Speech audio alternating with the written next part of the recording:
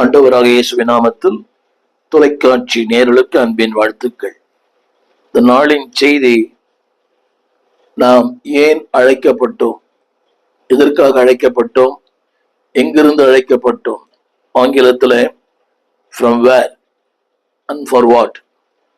ஒரு காலத்திலே நாம் யாராய் இருந்தோம், இன்னைக்கு யாராய் மாற்றப்பட்டோம், அப்படி நோக்கம் என்ன, எங்கிருந்து வந்தோம், எதற்காக வந்தோம், என்ன வாழ்க்கை நோக்கம் என்ன.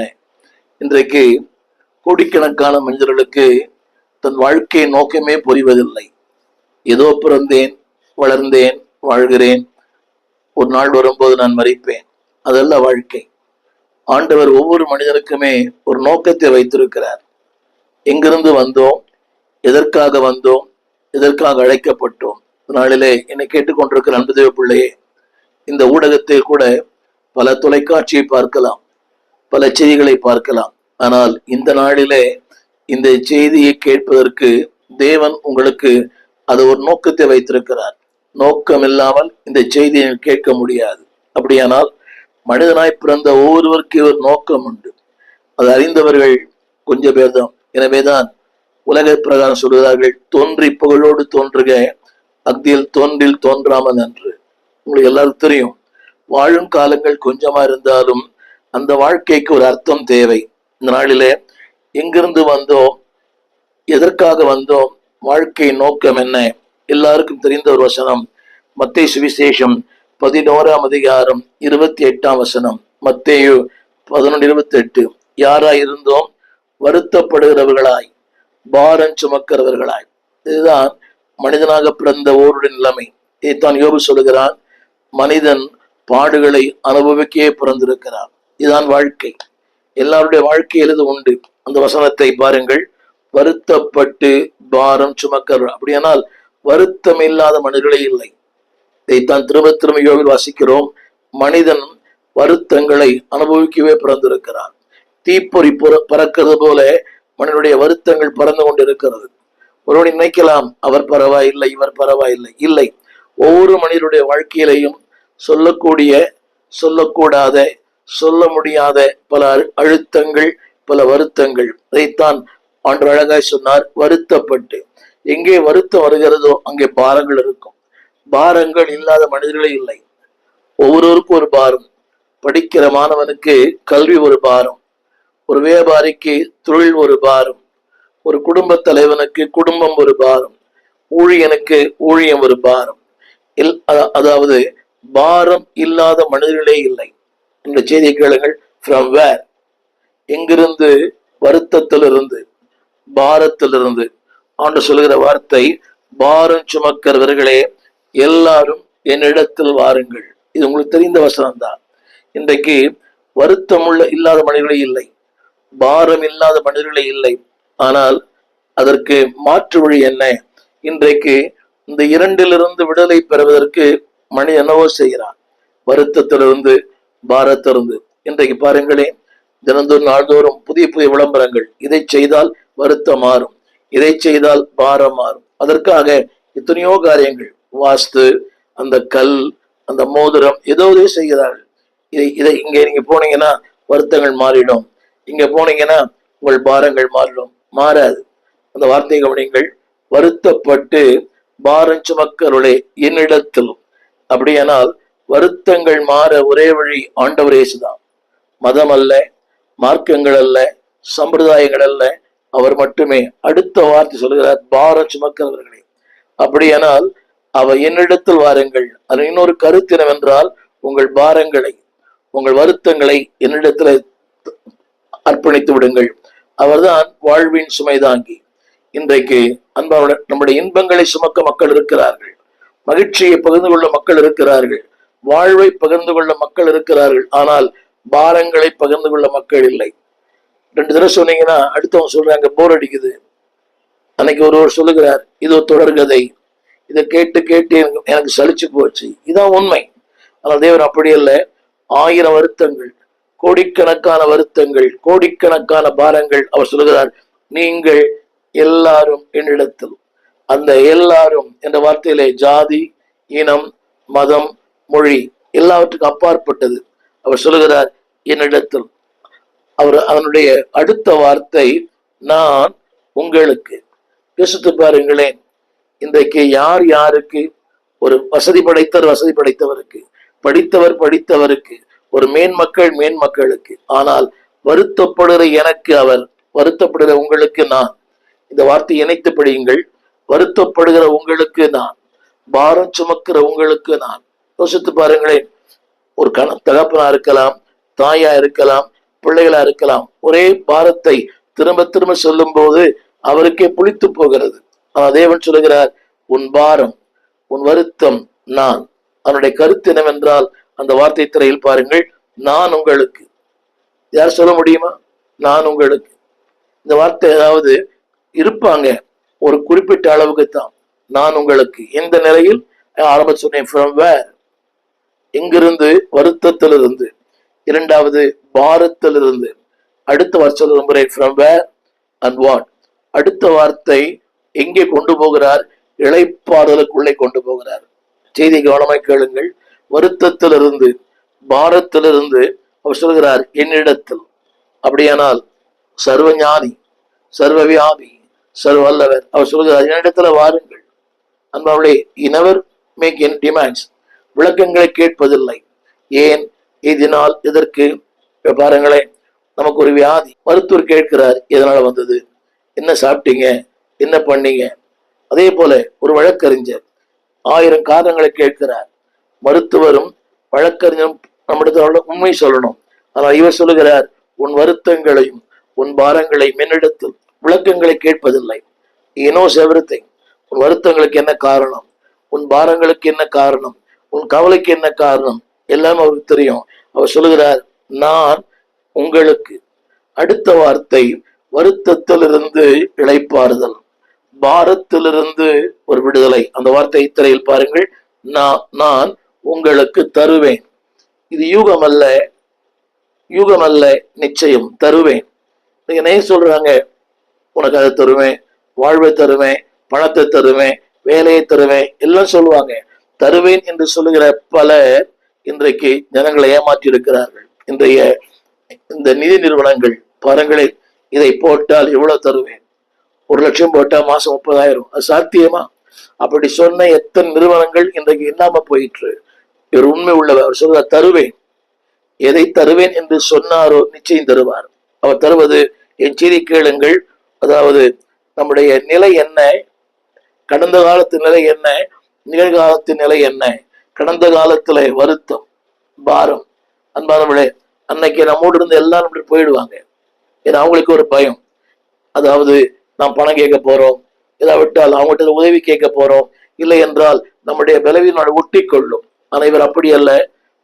உன் பாரத்தில், உன் வறுமையில், உன் இல்லாமையில், உன் ஏழ்மையில், உன் சஞ்சலத்தில், உன்னுடைய அந்த வருத்தத்தில் நான் உனக்கு.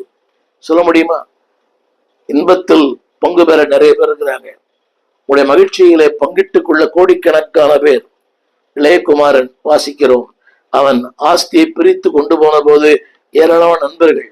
வேதம் சொல்கிறது, அவன் குறைவுபட தொடங்கின போது நண்பர்கள் போனார்கள், உறவுகள் போனது, ஆரோக்கியம் போனது, நிம்மதி போனது. அவனுக்கு கிடைத்த ஒரே ஒரு உறவு, பன்றிகள் கூட்டம். இதுதான் உலகத்துடைய வாழ்க்கை. அன்பானவர்களே, வாழ்க்கையில் என்னைக்கு வருத்தங்கள் வருகிறதோ, பாரங்கள் வருகிறதோ, உறவுகள் போயிடும். அதாவது நண்பர்கள் போயிடுவாங்க. கடைசியாக அவனுக்கு கிடைத்த ஒரே ஒரு அடைக்கலம் அந்த பன்றிகளின் கூட்டம். அவனுக்கு கிடைத்த ஆதாரம் பன்றிகளின் தவிடு. என கேட்டுக்கொண்டிருக்கிற அன்பு தேவ பிள்ளையே, from where, எங்கிருந்து எங்கே. அதாவது வருத்தத்திலிருந்து, பாரத்திலிருந்து அவர் சொல்கிறார், இளைப்பாறுதல். அதுல ஒரு வார்த்தை, நான் தருவேன். இரண்டாவது, from where to where, எங்கிருந்து எங்கே. இரண்டாவதாக 1 யோவான் 3ஆம் அதிகாரம் 14ஆம் வசனம். 1 யோவான் 3:14. அங்கே பயன்படுத்தப்பட்ட வார்த்தை from death to life, மரணத்திலிருந்து ஜீவன். நீங்களும் நான் ஒரு காலத்துல மரணத்துக்கு முன்குறிக்கப்பட்டோம். வியாதி ஒரு பக்கம், வறுமை ஒரு பக்கம், இல்லாமை ஒரு பக்கம், ஏழ்மை ஒரு பக்கம். திரையில் பாருங்கள், from death to life. அதாவது மரணத்திற்கு குறிக்கப்பட்டோம். மருத்துவம் கைவிட்டது, எல்லாமே கைவிட்டது. அதுக்கு பல காரணங்கள். ஒருவேளை உங்களுக்கு தண்டனை இருந்திருக்கலாம், ஏதோ ஒரு மரணத்துக்கு ஏதுவான பல காரியங்கள், வியாதியா இருக்கலாம், அது இயற்கை தண்டனையா இருக்கலாம், நீதிமன்றத்தினுடைய தீர்ப்பா இருக்கலாம், டெத். ஆனால் தேவன் சொல்கிறார் from death to life. வசனத்தை வாசிக்கிறேன், 1 யோவான் 3:14. அதில் வாசிக்கிறோம், மரணத்தை விட்டு ஜீவனுக்கு உட்பட்டு. மரணத்தை விட்டு, மரணம் என்று சொல்வதே முடிவு, வெறுமை, இருள், ஏமாற்றம், மரணம். மரணம் என்ற வார்த்தைக்கு பொருளே, அதாவது தொடக்கமே இல்லை, தட்ஸ் எ எண்ட், எல்லாம் முடிந்து விட்டது. ஒருவேளை என்னை கேட்டுக்கொண்டிருக்க அன்புதேவ பிள்ளையே, உன் வாழ்க்கை முடிந்திருக்கலாம், எல்லாம் ஆரோக்கியம், செழிப்பு எல்லாம் முடிஞ்சு போயிருக்கலாம், உன்னுடைய பணம், உறவுகள், ஒருவேளை திருமண வாழ்க்கை எல்லாம் ஒன்றுமில்லாமல் போயிருக்கலாம். தேவன் சொல்லுகிறார், மரணத்தை விட்டு, ஒரு முடிவை விட்டு, அதுதான் டெட் எண்ட். அது மேல ஒன்றும் இல்லை, நோ மோர் பியாண்ட், ஒன்றுமே இல்லை. ஆனால் தேவன் சொல்லுகிறார் மோர். உலகம் சொல்லுகிறது நோ மோர், ஆனா தேவன் அந்த நோவை அழிச்சிட்டு சொல்றாரு மோர். மரணத்தை விட்டு நீங்கி. அது எப்படி அந்த வெளியே வர முடியும்? அந்த அழிவிலிருந்து, அந்த ஆக்கினை தீர்ப்பிலிருந்து, அந்த முடிவிலிருந்து தேவன் சொல்கிறார் நீங்கி. அடுத்த ஒரு வார்த்தை, ஜீவனுக்கு உட்பட்டு.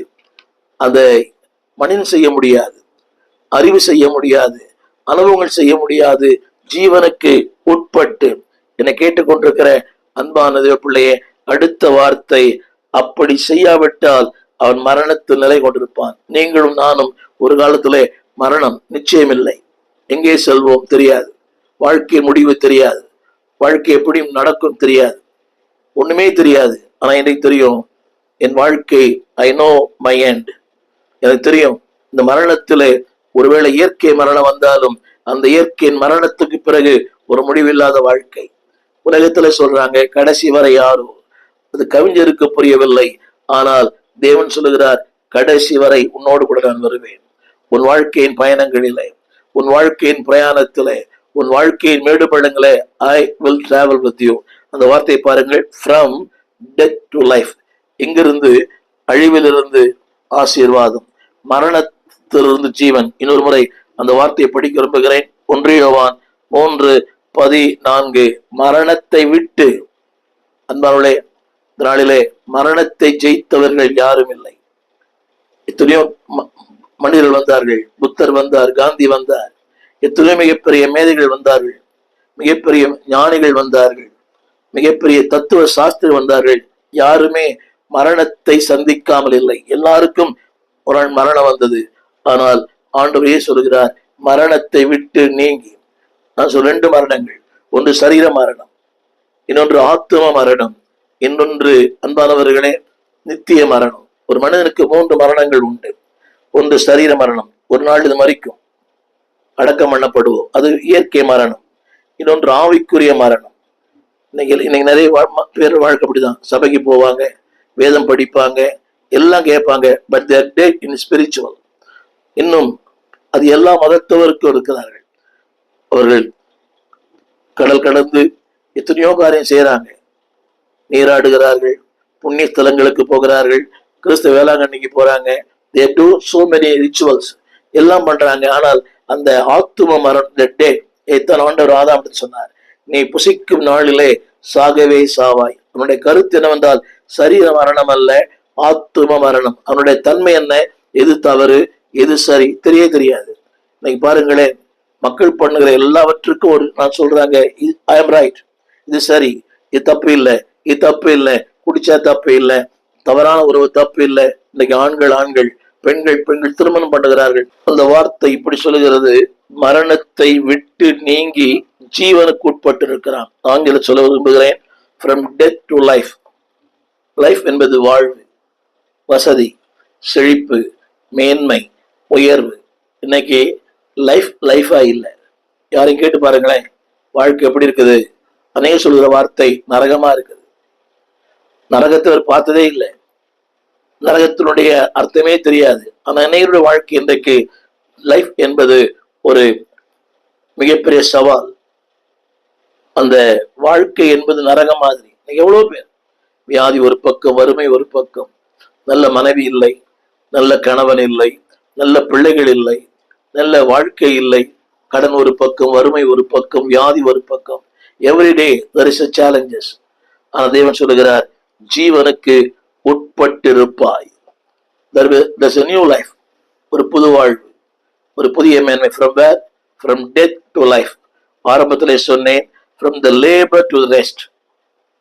முதலாவது குறிப்பு லேபர், உழைப்பு, சஞ்சலம், பாடு. From labor to rest.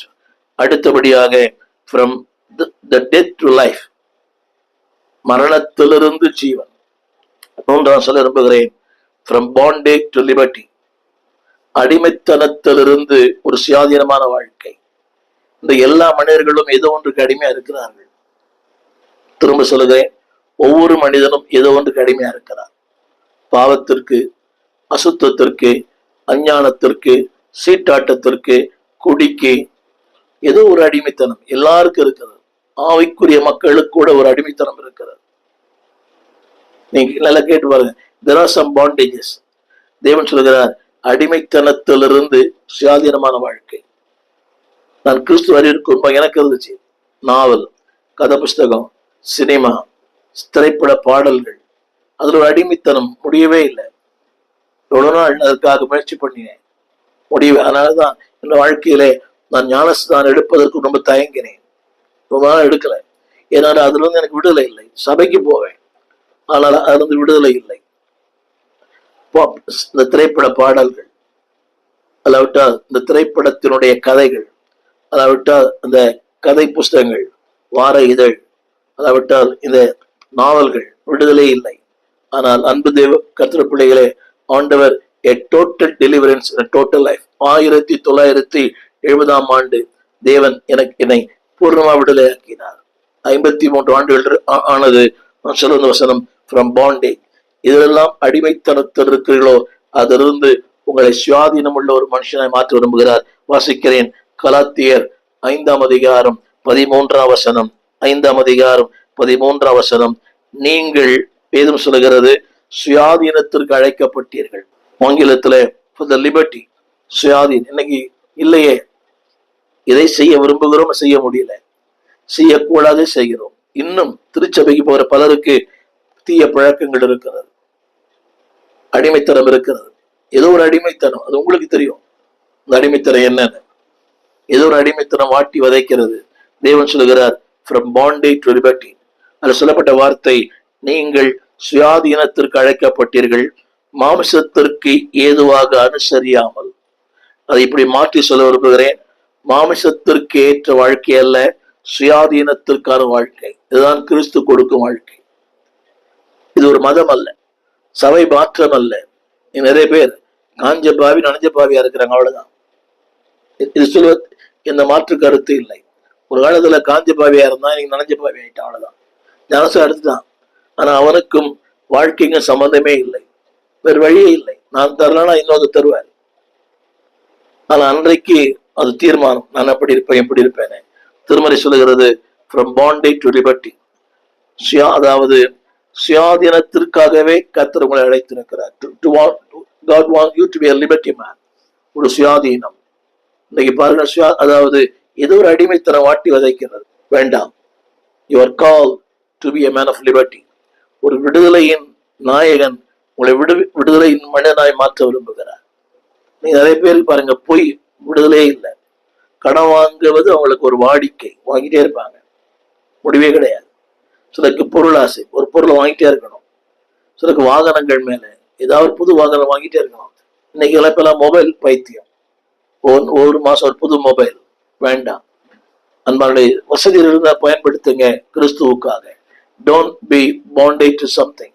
ஏதோ ஒன்றுக்கு அடிமையா இருக்க வேண்டாம். சில பேருக்கு சாப்பாடு, சில பேருக்கு தூக்கம், சில பேருக்கு தினந்தோறும் வெளியே போகணும்.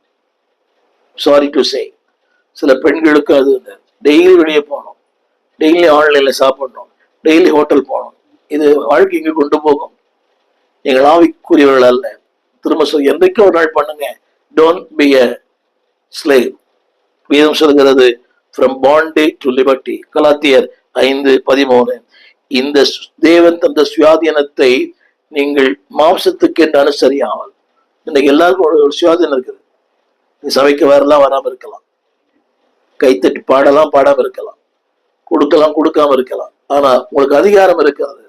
ஆனால் அந்த அதிகாரத்தை துஷ்பிரயோகப்படாதீங்க.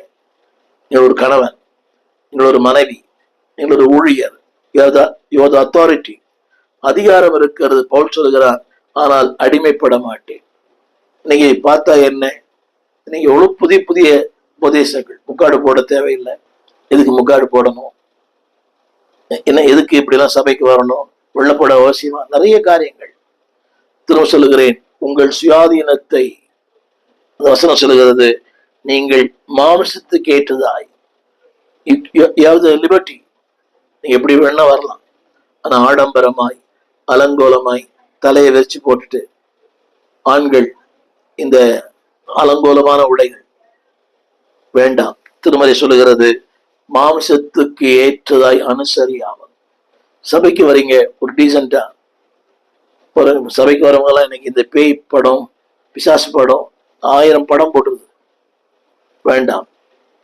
காதல கம்மல், இது ஆனா பெண்ணான்னு தெரியல. சபையில கேட்டு அவன் சொல்றான், என் தொழிலுக்கு இப்படி இருந்தாதான் என் தொழில் ஓடுன்றான். ஹலோ, பரலோகத்திற்கு ஓட முடியாது. தொழில் ஓடலாம், ஆனா you cannot be identified in the heaven.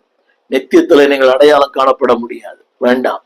வேதம் சொல்கிறது, உங்கள் சுயாதீனத்தை நீங்கள் மாம்சத்துக்கு ஏதுவாக அனுசரியாமல். உங்களுக்கு கொடுத்துருக்கிறார். எல்லாரும் கேட்காங்க, நாங்க என்ன அடிமையா பாஸ்டருக்கு? உங்களுக்கு சுயாதீனம் இருக்குது, ஆனா don't use it for your self.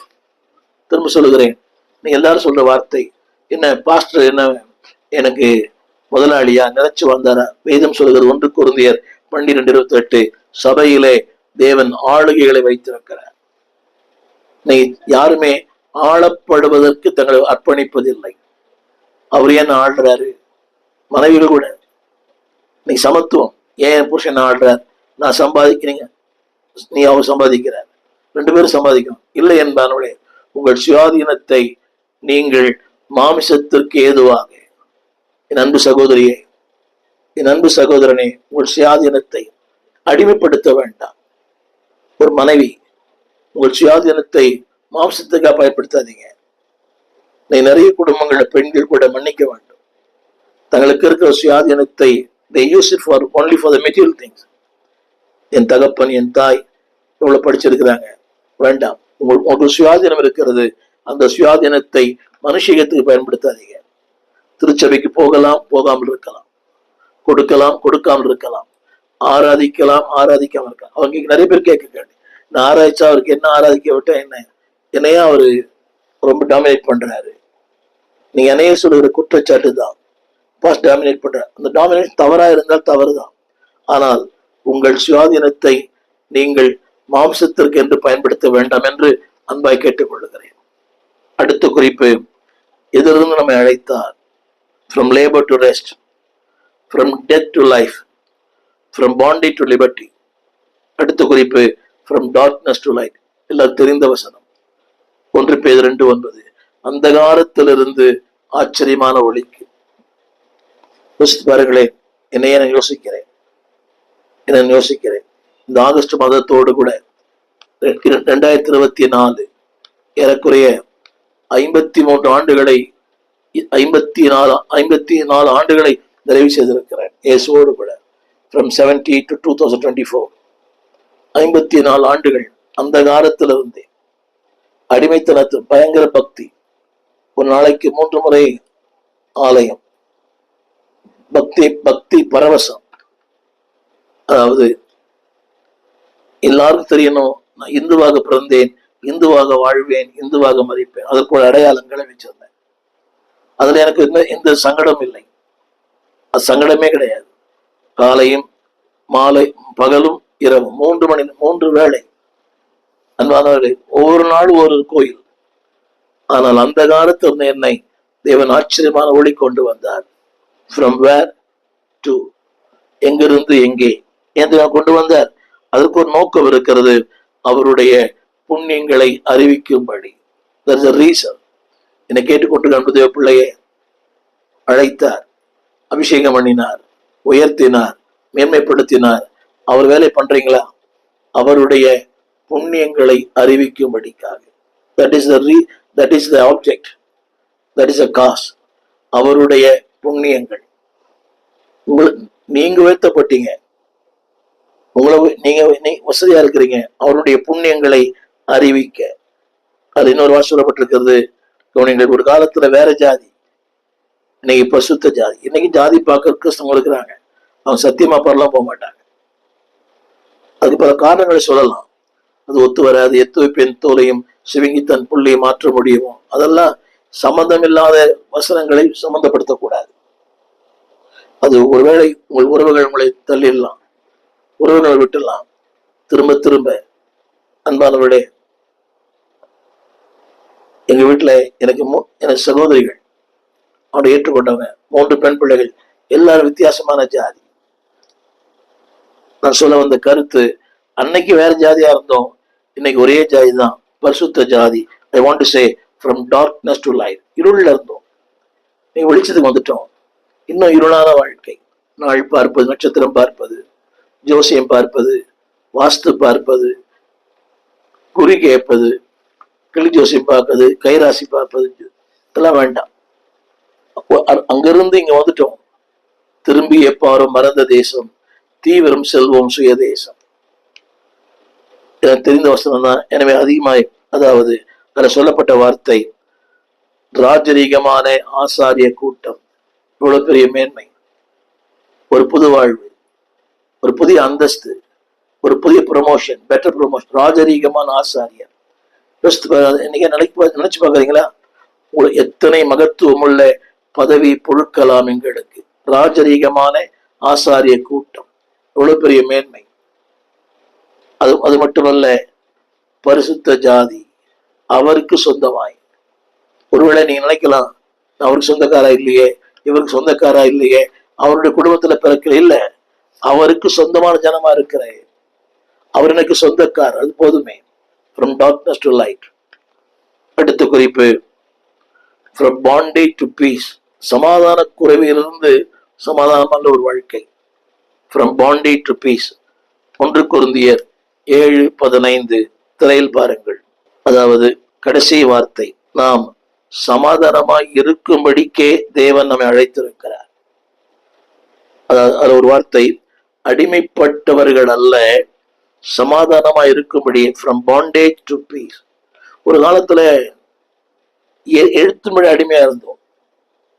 நான் இருந்தேன் ஒரு கடையில, மளிகை கடையில வேலை செஞ்சேன், அந்த மனுஷனுக்கு அடிமை. ஒரு மார்வாடி கிட்ட வேலை செஞ்சேன், அந்த மார்வாடிக்கு அடிமை. நான் போனது கடைக்கு, நான் செஞ்ச வேலை வீட்டு வேலை. ஆனா தேவன் வேதம் சொல்லுகிறது, ஒரு காலத்துல அடிமைப்பட்டிருந்தோம் கடனுக்கு. ஆனா இன்னைக்கு தேவன் சொல்லுகிறார், சமாதானம் உள்ள ஒரு வாழ்க்கை. From bondage to peace. திரையில் பாருங்கள். அதாவது அடிமைப்பட்டவள் அல்ல, சமாதானமா இருக்கும்படிக்கே தேவன் நம்ம அழைத்திருக்கிறார். ஒருவேளை சமாதானம் என்னன்னு தெரியாது, நமக்கு தெரிஞ்சதெல்லாம் சினிமா தான், குடிதான், ஏதோ சமாதானம். பீச்சுக்கு போன சமாதானம், சினிமாவுக்கு போன சமாதானம், புகைப்பிடித்தால் சமாதானம் இல்லை. அந்த அடிமைத்தனத்தில் இது கூட அடிமையா இருந்தோம். ஆனா இன்றைக்கு ஃப்ரம் பாண்டேஜ் டு பீஸ், சமாதானம் உள்ள ஒரு வாழ்க்கைக்கு நம்ம அழைத்திருக்கிறார். கடைசியா ஒன்று சொல்ல முடிக்க விரும்புகிறேன். கடைசியாக ஏன் திரும்ப அழைத்தார் நம்மை? அவருடைய சொந்த அவரோடு கூட ஐக்கியமா இருப்பதற்கு. To fellowship with the Lord. ஒரு காலத்து நம்முடைய ஐக்கியமெல்லாம் வேற. குடிகாரன், துரோகிகள், இருமாப்புள்ளவர்கள், திருடர்கள், ஜோசியம் பார்க்கிறவன். எனக்கு நண்பர்கள் அவங்கதான். திரைப்பட துறையில பாடகர்கள், இசைக்கரை வாசிக்கிறவர்கள், பாடல் எழுதுகிறவர்கள், அவங்களோட என்னுடைய நாட்கள் கழித்து கொண்டே இருந்தேன். திரைப்பட தயாரிப்பாளர்கள், வசன கர்த்தாக்கள், அதிகமாக அங்கதான் செலவு பண்ணியிருந்தேன். திரும்ப சொல்லுகிறேன், இப்பொழுது யாருடைய ஐக்கியம் தெரியுமா? பசுத்தவான்களோடு, ஊழியர்களோடு, ஊழியம் செய்கிற மக்களோடு, உங்களைப் போல தேவ பிள்ளைகளோடு. வசனத்தை படிக்கிறேன். 1 கொரிந்தியர் 1:9. கிறிஸ்துவுடனே ஐக்கியமாய் இருப்பதற்கு உங்களை அழைத்தவர். ஒரு காலம் நம்மளோட ஐக்கியம் வேற வேற. திரும்ப சொல்கிறேன், ஒரு உண்மையாக ரட்சிக்கப்பட்டவனுக்கு உலக நண்பர் இருக்க மாட்டாங்க, இருக்கவே முடியாது. உங்களை என்னை அழைத்த நோக்கமே அவரோடு ஐக்கியமா இருப்பார். ஒரு சின்ன உங்களோட ஐக்கியமெல்லாம் யாரு? ஒரு திருமணங்களை பார்த்தாலே தெரிஞ்சிடும் அந்த அந்த பையனை பத்தி. நண்பர்கள் வரலாம், அலுவலக நண்பர்கள் வரலாம். யோசித்து பாருங்கள், ஒரு திருமணம் நடத்தி கொண்டிருக்கிறேன் ஒரு ஆலயத்துல. அந்த நண்பர் அங்கிருந்து கையை காட்டுறான், இவன் இங்கிருந்து கையை காட்டுறான். கொஞ்ச நேரம் ஆயிடுச்சு செய்தி முடிக்க, ஒரு விசில் சத்தம். அப்படின்னா யோசித்து பாருங்க, இவன் நண்பர்கள்லாம் எப்படிப்பட்ட நண்பர்கள்லாம். நேரமானவன விசில் அடிக்கிறான் அவனோட ஃப்ரெண்டு. இவன் ஆலயத்தில் உட்கார்ந்து இருக்கிறான், அவன் கை காட்டுறான், இவனும் கை காட்டுறான். உனெல்லாம் போதகரை பார்த்தா உட்கார்ந்துருப்பாங்க. இப்பெல்லாம் ஜனங்களை பார்த்தா பையன் உட்காருறான். இப்போ இதுதான் மற்ற திருச்சபைக்கும் ஆவிக்கும் சில வித்தியாசம். மற்ற திருச்சபைகளிலே அவன் குருவானவரை பார்த்து உட்கார்ந்து இருக்கிறான். இப்ப குருவானவரை பார்த்து உட்காரதே இல்லை, அவன் ஜனங்களை பார்த்தா உட்கார்ந்து இருக்கிறான். அவன் கை காட்ட, இவன் இங்கிருந்து கை காட்ட. அப்ப இதுல இருந்து அவனுக்கு என்ன தெரியுதுன்னா, இவனுக்கு பசுத்தம் தெரியல, தெய்வ பயம் இல்லை, அவன் நண்பர்களுக்கும் இல்லை. அவன் கை காட்டா கூட இவன் கண்ண மூடி இருக்கலாம். இவன் கண்ண மூடி ஜெபிக்கும் போது அவன் கை காட்ட மாட்டான். உங்களுக்கு புரிய நினைக்கிறேன். அன்பான தெய்வ பிள்ளைகளே, வேதம் சொல்லுகிறது அவரோடு ஐக்கியமா இருப்பதற்கு.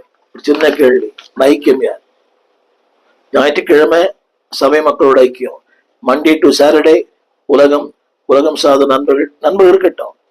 என்னை பொறுத்தவரை நான் யோசித்து பார்க்கிறேன், இயேசுவோட 54 ஆண்டுகள் எனக்கு நண்பர்களும் திரும்பி பார்க்கும்போது யோசிக்க முடியல. நான் விட்டு வரவில்லை, அவர்களே விலகி போனாங்க. நமக்கு இருக்கிற ஒரே ஒரு நண்பர் ஆண்டவர் இயேசு மட்டும்தான். திரும்ப சொல்லி முடிக்கிறேன். ஃப்ரம் லேபர் டு ரெஸ்ட், வருத்தத்திலிருந்து இளைப்பாறுதல். டெத் டு லைஃப், மரணத்திலிருந்து ஜீவன். மூன்றாவது பாண்டேஜ் டு லிபர்ட்டி, அடிமைத்தனத்திலிருந்து சுயாதீனம். ஃப்ரம் டார்க்னஸ் டு லைட், இருளிலிருந்து வெளிச்சம். ஃப்ரம் பாண்டேஜ் டு பீஸ், அடிமைத்தனத்திலிருந்து சமாதானம் உள்ள ஒரு வாழ்க்கை. கடைசியாக from worldly association to godly association, உலக பிரகாரமான நட்பிலிருந்து தேவனோடு இருக்கிற நட்பு. 1 கொரிந்தியர் 1:9. இப்படிப்பட்ட எதற்காகத்தான் அழைத்தார்? எவ்வளவு பெரிய அழைப்பு, எவ்வளவு பெரிய மேன்மை. இந்த ஸ்லாக்கியம் பெற்றோர் உங்களைப் போல பூமியில் எவரும் இல்லை. எனவேதான் வேதம் சொல்லுகிறது, இது எவ்வளவு பெரிய ஸ்லாக்கியம். இந்த சீரை பெற்ற ஜனம் பாக்கியம் உள்ளது. நீங்கள் பாக்கியம் உள்ளவர்கள். உங்களுக்காக ஜெபிக்க விரும்புகிறேன். நீங்கள் கேளுங்கள், அடுத்தவர்களை கேட்க செய்யுங்கள். நல்ல தகப்பனே, அந்த காலத்திலிருந்து ஆச்சரியமான ஒளி, அடிமைத்தனத்திலிருந்து சுயாதீனம், நம்பிக்கையற்ற வாழ்க்கையில் நம்பிக்கை, சமாதானம் இல்லாத வாழ்க்கையில் சமாதானம். ஒரு காலத்துல உலகம், இன்றைக்கு தேவனோடு உறவு. கொடுத்திருக்கிற இந்த மாற்றங்களுக்காக நன்றி. தொடர்ந்து உம்மோடு இன்னும் உறவோடு இருக்க, உறவு கொள்ள எங்களுக்கு கிருபை தாரும். நன்மைகளால் நிரப்பும். இயேசுவின் நாமத்தில் நல்ல பிதாவே, ஆமென். தேவ பிள்ளைகளே, தேவனோடு, தேவ பிள்ளைகளோடு, தேவ சபையோடு ஐக்கியமாருங்கள். This is your calling, this is your position. இதற்காகவே அழைக்கப்பட்டீர்கள். From to, that's why you are called. எனவே அந்த அழைப்பையும் அந்த மேன்மையும் விட்டுறாதீங்க. God bless you. எங்கள் விலாசம்: போதகர் ஸ்டீஃபன் தேவகுமார், திறந்த வாசல் சபை, நம்பர் 65, பரமானந்த தெரு, 7 கிணறு, சென்னை 600001. தொடர்புக்கு 9841839287. மேலும் 044-1318-3330. எங்கள் மின்னஞ்சல் stephenopendor@gmail.com. எங்கள் தேவ செய்திகளை யூடியூப் சேனலில் பார்த்து பயனடையுங்கள். தேவன் உங்களை ஆசிர்வதிப்பாராக.